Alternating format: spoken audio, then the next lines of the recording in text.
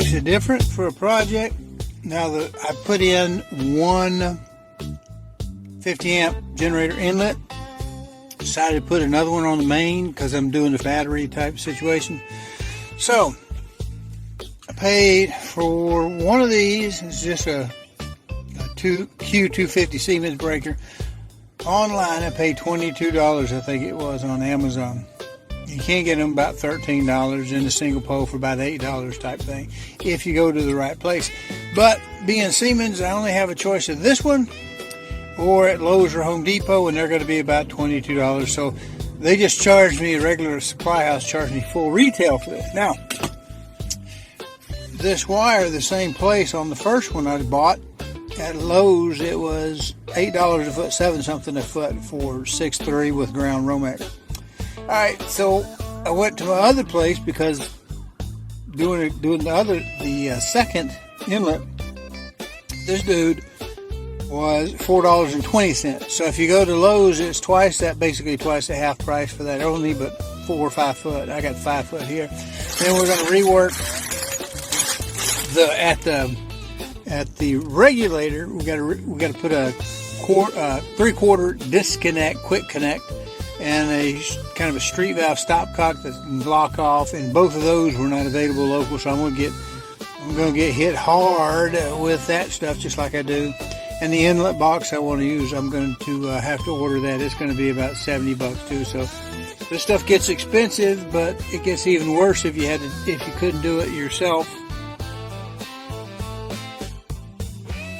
All right, we're getting ready to work on the panel, put the second generator interlock.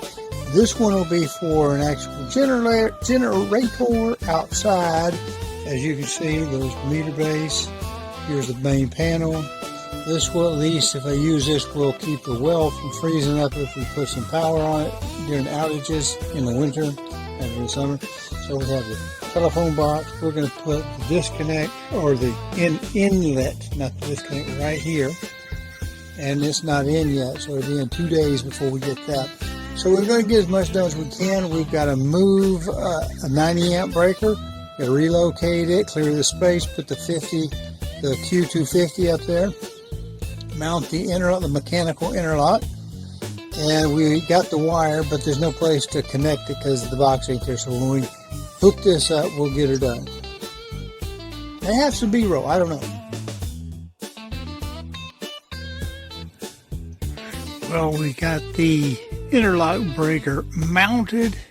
We've got the upper panel moved below the lower panel.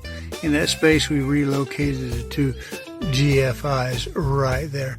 What we're going to do now is vacuum out the bottom of the panel, make it clean, make it pretty, and I'll probably use this one because of the wire just too much to disturb here, so I just use this one to go down to the disconnect via our flexible nipple.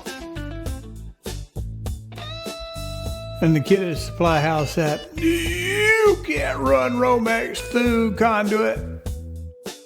And I'm like, well, it's not conduit. And you can.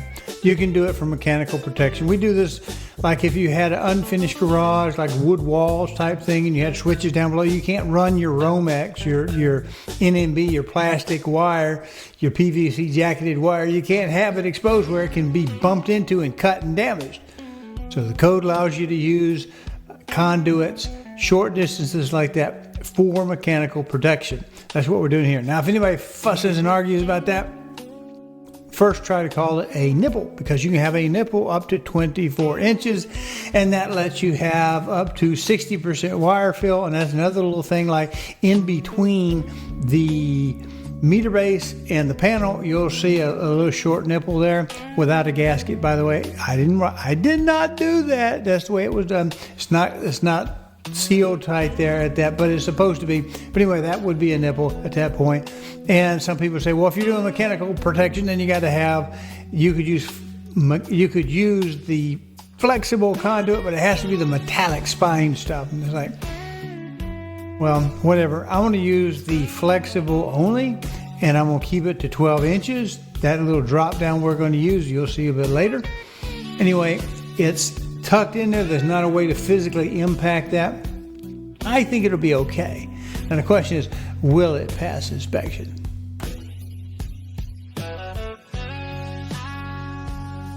This is the back side of the panel. We need to clean it off before we put it up. But what we'll do is we'll put our screws on this side. We've already kind of chamfered them down a little bit. Maybe I might hit that one a little bit more. Front side, here are our 3 holes for our lower piece, and then the upper piece for this Siemens panel.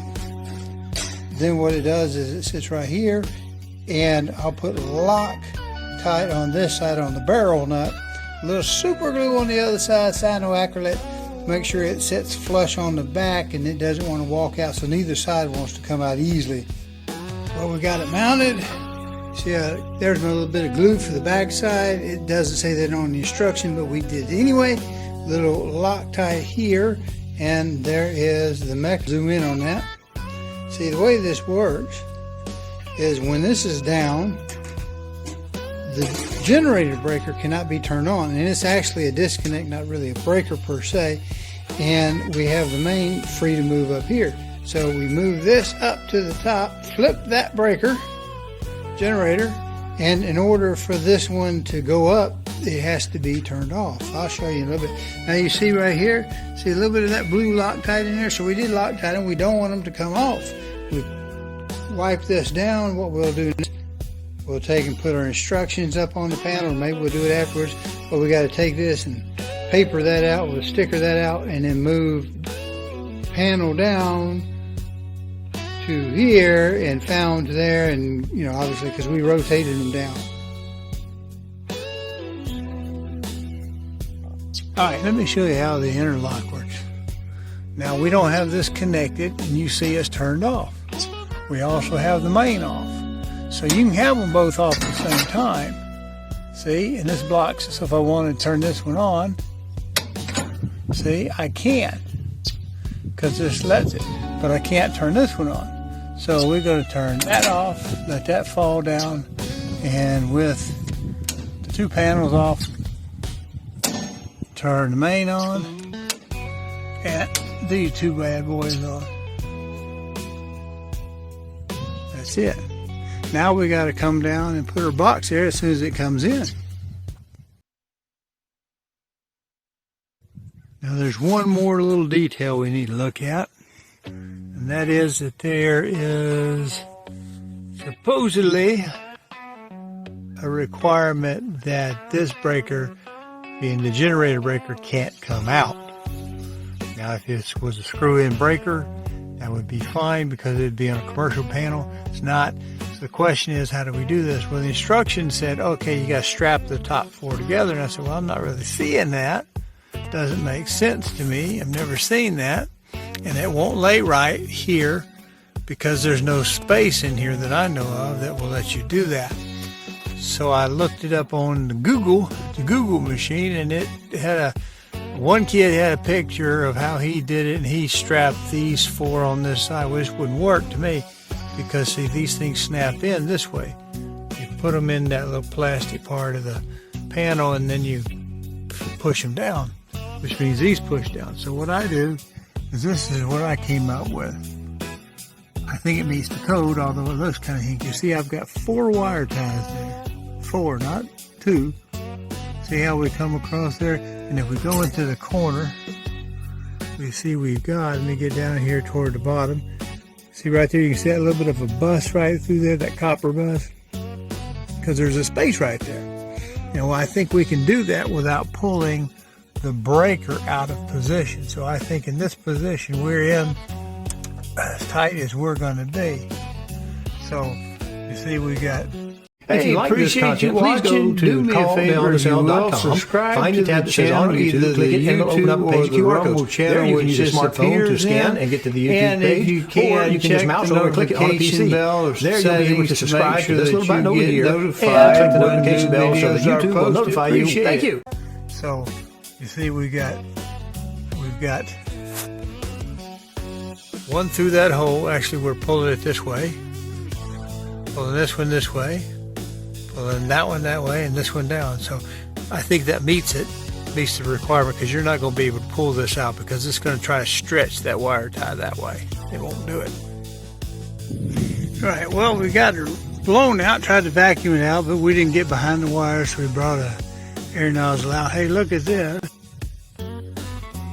See that hole?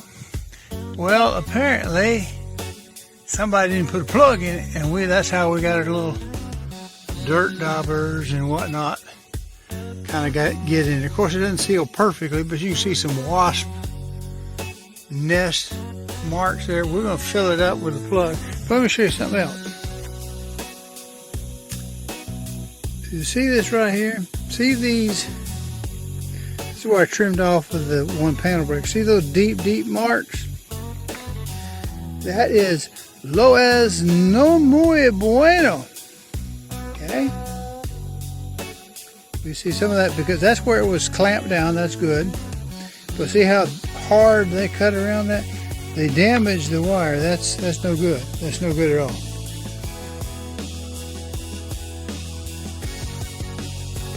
Well, I've taken the can apart because, well, you have to in order to get to the screws when you mount it. I put a 90 on this end. I didn't want to go with a 90.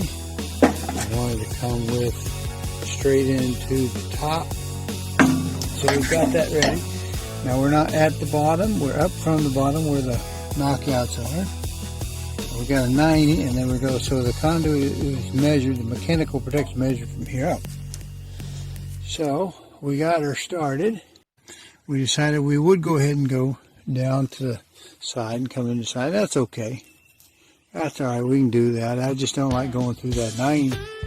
But you see, we've already stripped off our piece up here. What it does is it allows us to trim our NMB. Now remember, you're not allowed to take NMB through conduit as a conduit run. This is going to be officially a nipple. I think we get nipples down to 24 inches. It could be a nipple at 24 inches. We're just taking it down for a little weather protection on the wire, and we'll put the box as close as we can get to the bottom without interfering with the lid. All right, by the way, the breaker is off, the main is off, the house is dead, but those two little aluminum heads there, they're going to be hot, but the copper bus is no. So we've got it worked in here up around to the 50, and the ground's up there. Next step is working the box in. Now I've pre-stripped this, but I haven't broken the bundle out, and we do have our insulation or sheath that keeps them together is going to come through the 90. That's not going to be a pleasant experience, but again, we're not running this through conduit, we're running it through a mechanical protective nipple.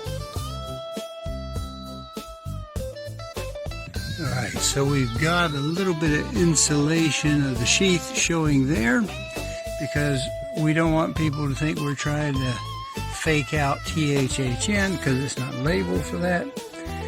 It's labeled as a bundle, and you see there's no markings on the cable there, the actual individual wires. So we'll trim that bit off a little bit, and we'll put the box on it. Then we'll raise the box, hammer drill it in with some screws, and be done. Vacuum that dust out, you filthy animal. You know, trying to get that box perfectly vertical on brick is about like rocking a rhyme. You know it's tricky. But we've got a little bit. Let me kick to the side. See how that's up against the brick? We cut that short. Well, we made it long, and we raised it up so we wouldn't hit the door. We wouldn't interfere with opening the door. That's a big no-no. But still, focus, camera. But still give it enough slack what pushes up against the brick, just in case they want us to strap that down.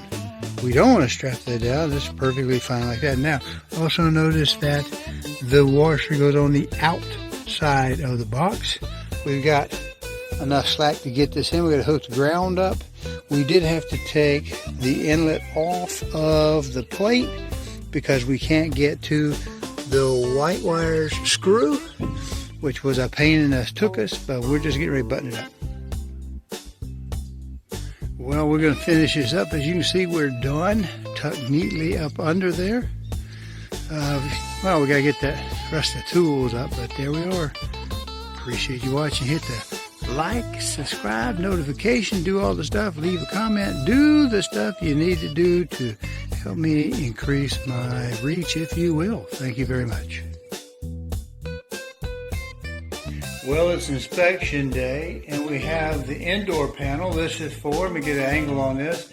This one is for the potential solar unit, maybe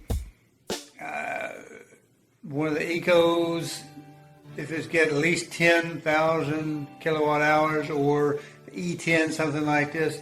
And this would be to keep the water heater going and some basic stuff downstairs.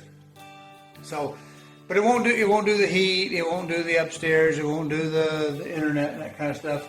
We did pass it, the little blue sticker right there. What we've got outside, we also did a second one on the main panel. And what the one on the main panel does is it allows us to feed this. We could actually have, without solar panels, we could have a solar system in here, battery backup only, and run it on bypass outside with a big generator. And if it does that, what we're able to do then is to then take this off of bypass, which will come right here. There's a port right here we could then charge. This is 120. We could charge that unit back up for downstairs and then take that back off a generator set so that we have a little bit more power available for other things. So that's two interlocks, main panel, which that one will allow me to keep from freezing up my pump outside, hopefully, if we were to lose power in the wintertime. And I may go ahead and add a second panel, a second outdoor panel in place of a little disconnect thing for the two HVAC units, so that I can put a bypass there and put another 50 inlet there, because if I get a generator large enough, it'll have two 50 amp outputs, and I can run one on the main panel, separate the sub panel for the HVACs, run 50 to run it. Maybe run both. Point is, how much gas do I have? I haven't finished that particular aspect of the job.